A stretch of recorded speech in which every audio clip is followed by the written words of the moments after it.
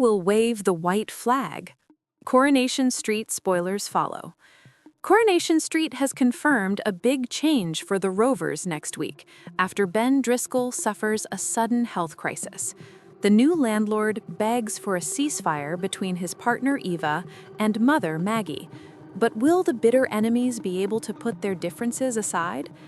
Eva and Maggie's ongoing feud has clearly been brewing well before the family arrived in Weatherfield, but what started out as snarky comments and disagreements quickly escalated over Christmas as Maggie revealed Eva's secret abortion to a pub full of guests. The malicious plan backfired when Ben took Eva's side and threw his mother out. However, he reluctantly let Maggie return to their home on the condition that she would drop her vendetta. In upcoming episodes, Eva plots to oust her mother-in-law from the business once and for all by convincing her sister, Leanne Battersby, to buy Maggie's shares.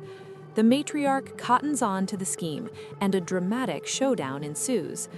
Ben refuses to be caught in the middle of another argument and attends to a beer delivery.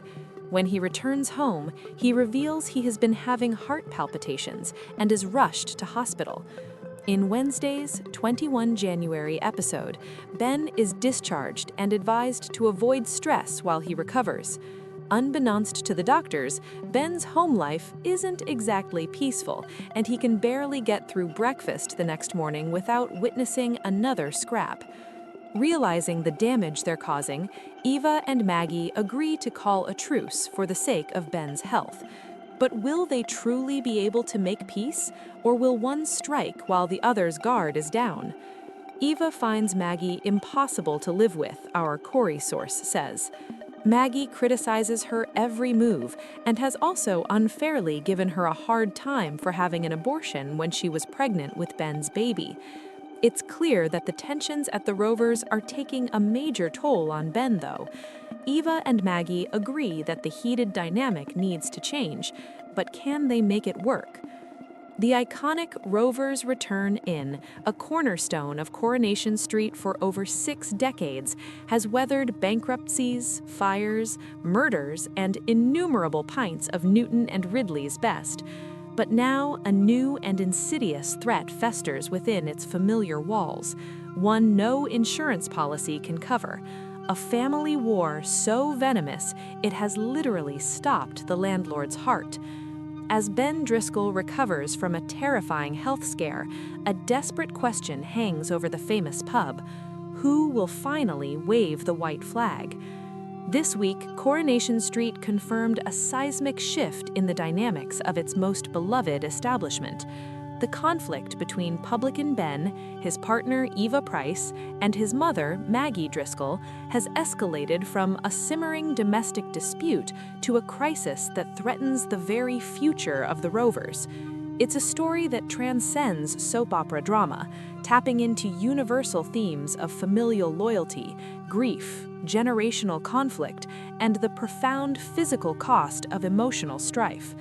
To understand the powder keg that exploded this week, one must trace the fuse back to its origins. The Driscolls' arrival in Weatherfield was meant to be a fresh start. Ben, having scraped together his life savings and a significant loan, saw the purchase of the Rovers as the culmination of a dream.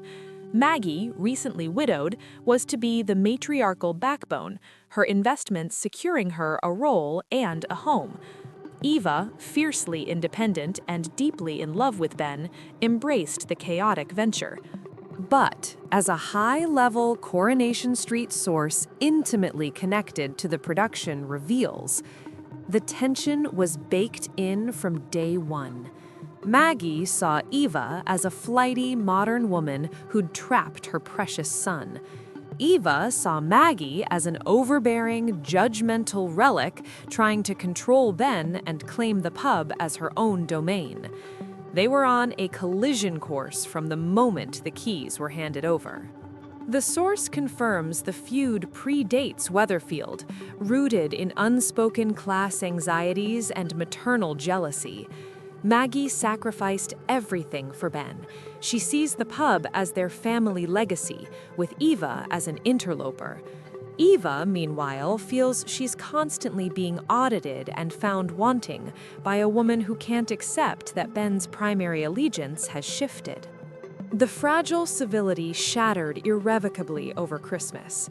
In a scene that has since become infamous on the street, Maggie, fueled by resentment and cheap sherry, publicly revealed Eva's secret abortion to a packed celebratory pub. The decision to terminate her pregnancy with Ben's child was, as Eva later explained in tearful privacy, born of sheer panic and a fear that the unstable new business could not support a family. Maddie's Christmas revelation wasn't just a betrayal, it was a calculated act of emotional warfare, analyzes Dr. Alistair Finch, a sociologist who studies media narratives of conflict. She weaponized Eva's most private trauma, attempting to turn the court of public opinion, the regulars, against her. She sought to paint Eva as unfit, unwomanly, and unloving. In Maggie's traditional worldview, it was the ultimate indictment. The gambit catastrophically backfired. Ben, horrified by his mother's cruelty, chose his partner. In a moment of defining clarity, he threw Maggie out of the pub and their lives. The line was drawn. Yet, the practical and emotional ties that bind families are never so easily severed. With Maggie homeless and his own guilt gnawing at him, Ben reluctantly allowed her return to the living quarters, on the strict and ultimately naive condition of a ceasefire. The enforced truce was a fiction. The home became a house of passive-aggressive silences, snipped comments over the washing up, and battles fought through Ben as a reluctant messenger. The business suffered, orders were duplicated or forgotten, and a palpable chill drove some regulars to the comfort of the Vine House.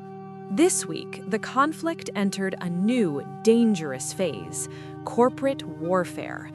Our source reveals the specifics of Eva's desperate strategy. Eva felt cornered. With Maggie a constant presence, her home was no longer her own. She convinced her sister, the notoriously savvy Leanne Battersby, to make an offer for Maggie's shares.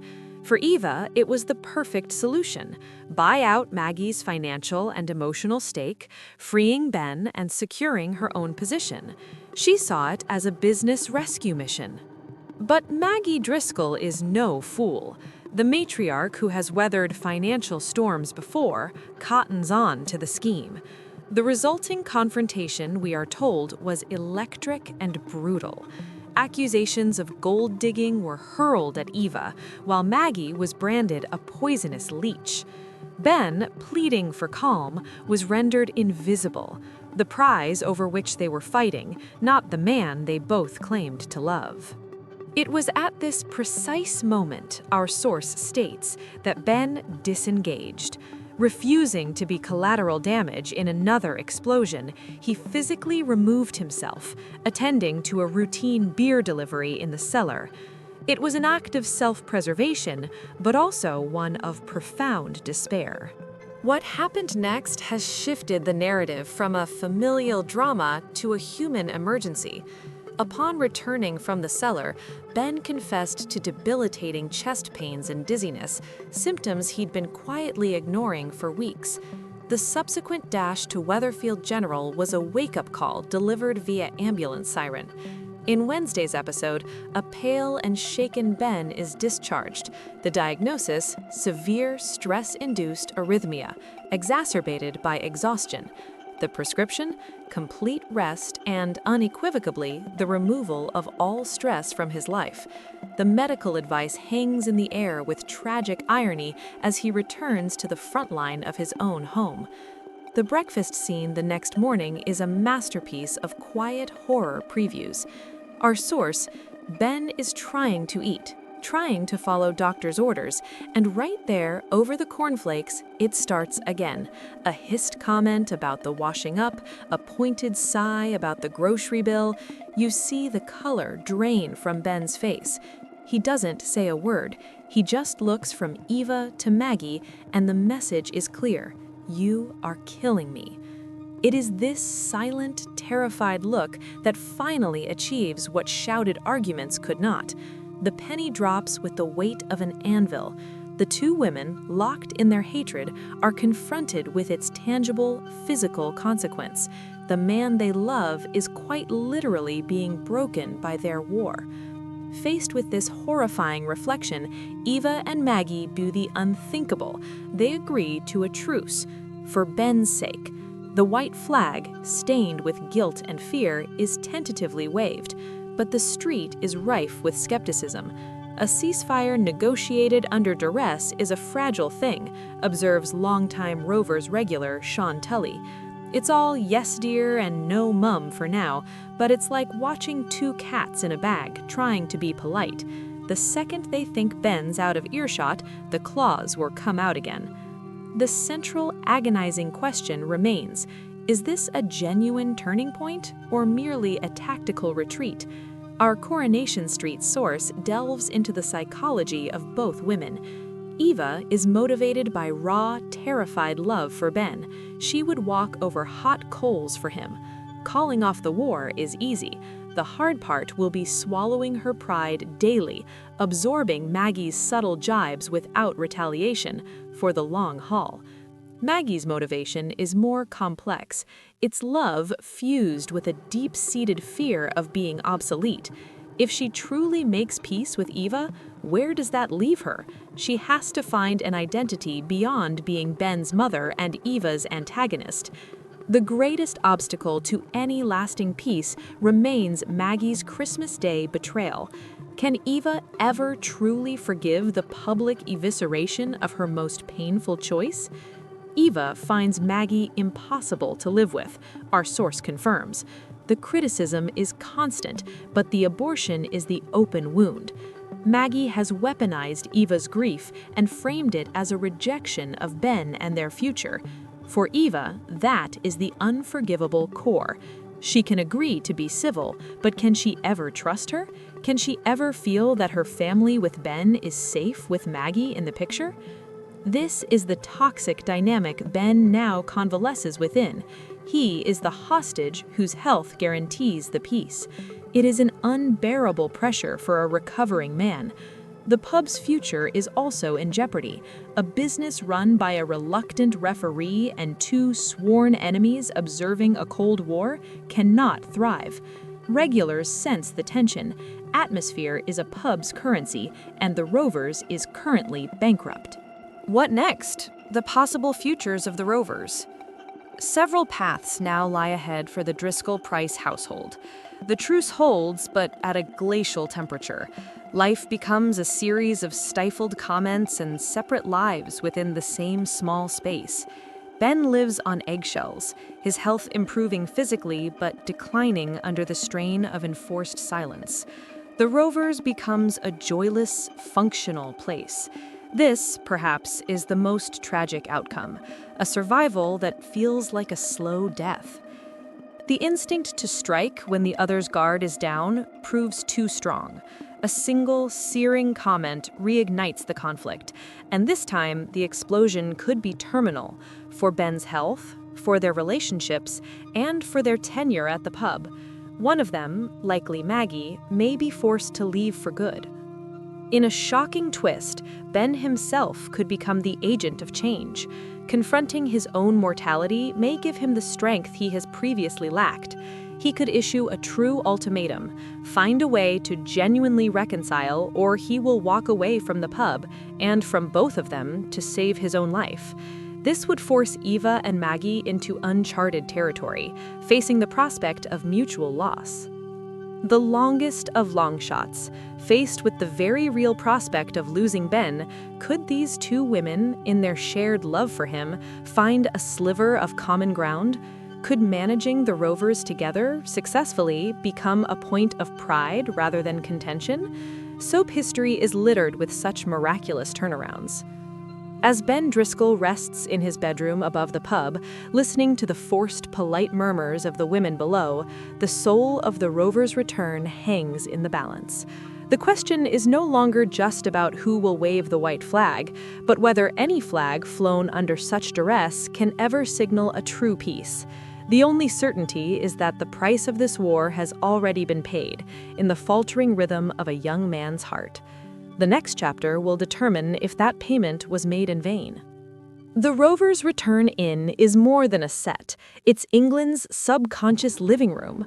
For 63 years, its optics have reflected, magnified, and dissected the nation's social shifts.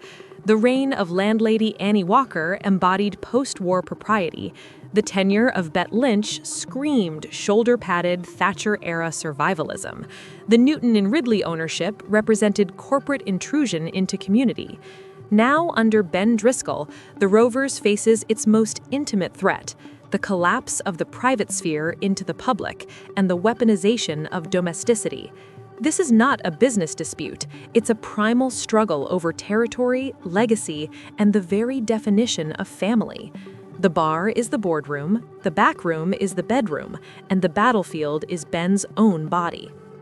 Our deep dive investigation with production insiders reveals the feud's architecture was meticulously plotted to mirror a rising national anxiety, the multi-generational household in crisis. We're seeing it everywhere, says the Corrie source. Boomer parents, priced out of retirement, moving in with millennial Gen Z kids struggling with mortgages. It's a pressure cooker of different values, financial dependence, and blurred boundaries. The Rovers is that house amplified. Maggie isn't just a mother-in-law, she's a co-investor, a cohabitant, and a cultural antagonist. Her criticism of Eva's housekeeping, her style, her life choices is a daily assertion of dominance in a space where Eva is supposed to be queen.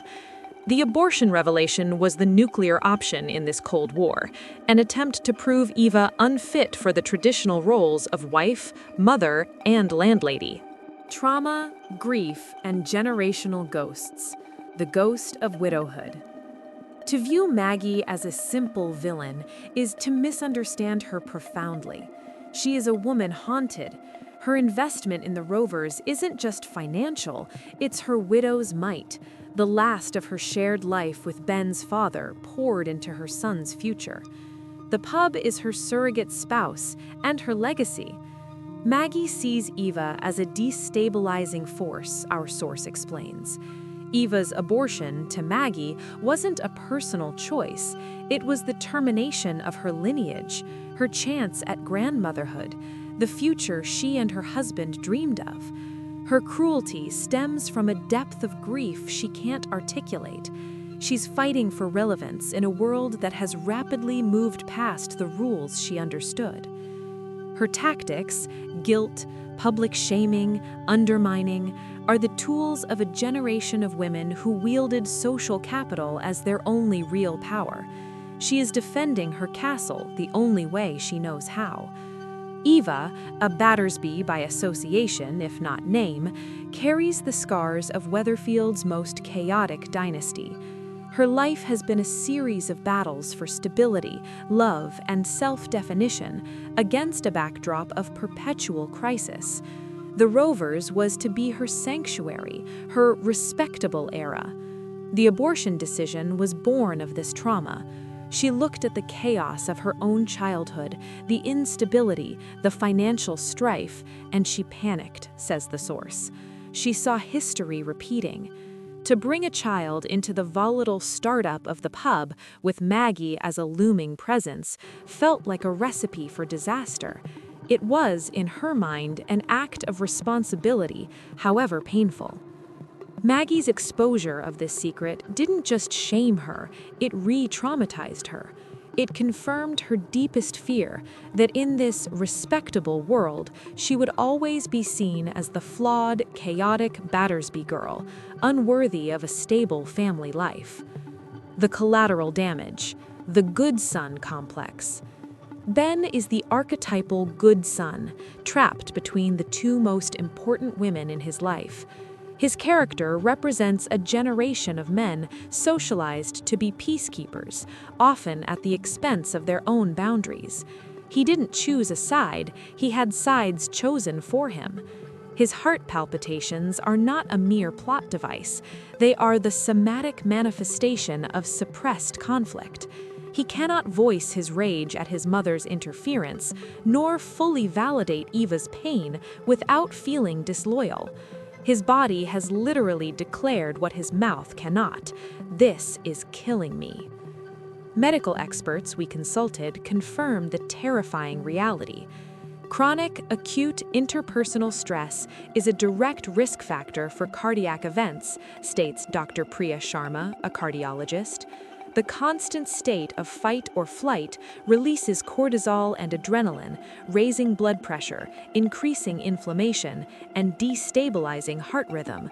For a young man like Ben, it's a perfect storm. His home is not a place of rest, it's a source of persistent physiological threat.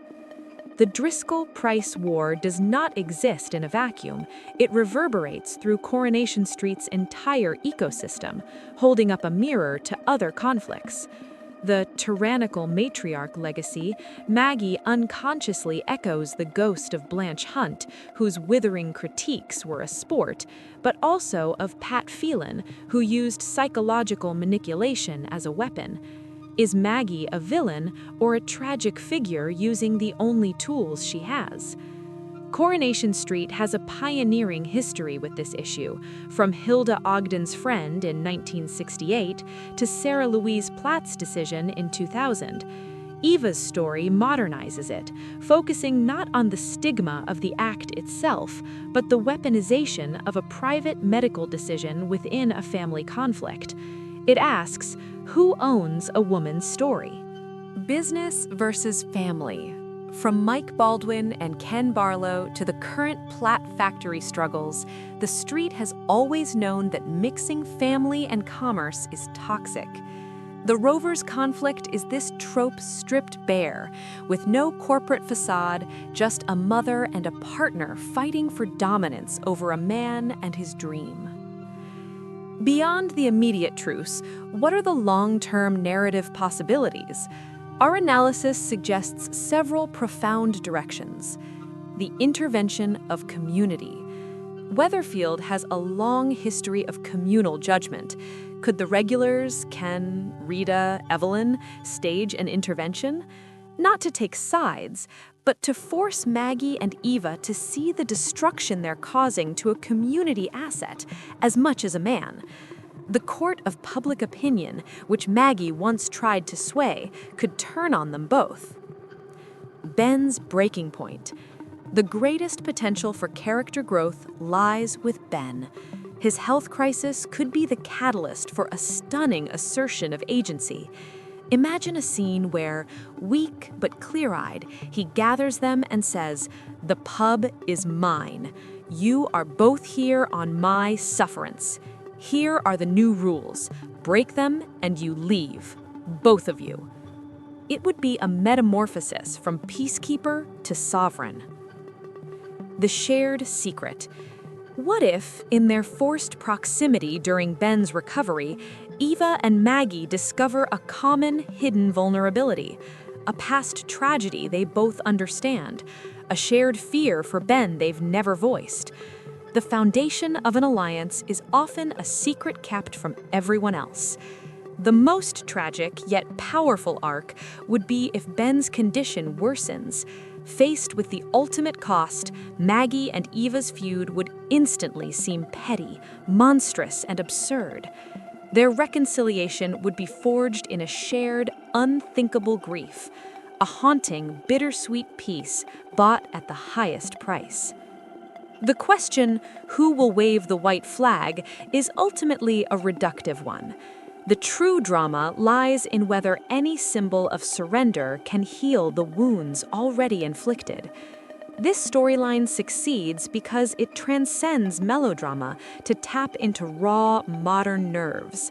Housing insecurity, intergenerational friction, medical vulnerability, and the trauma of having one's most private choices used as ammunition. The rover's future depends not on a white flag, but on whether three people, trapped in a cycle of love and destruction, can learn a new language. They must move from the vocabulary of war, siege, vendetta, strike, oust, to the lexicon of negotiation, boundary, respect, privacy, and peace. As the lights go down on the famous pub facade, the audience is left with an uncomfortable reflection. The greatest threats to our institutions, our pubs, our families, our very health, are often not external forces of chaos, but the slow, toxic drip of internal resentments left to poison the well from which we all must drink. The fight for the Rovers is the fight for the soul of the modern family, and the prognosis remains, like Ben's heartbeat, dangerously unstable.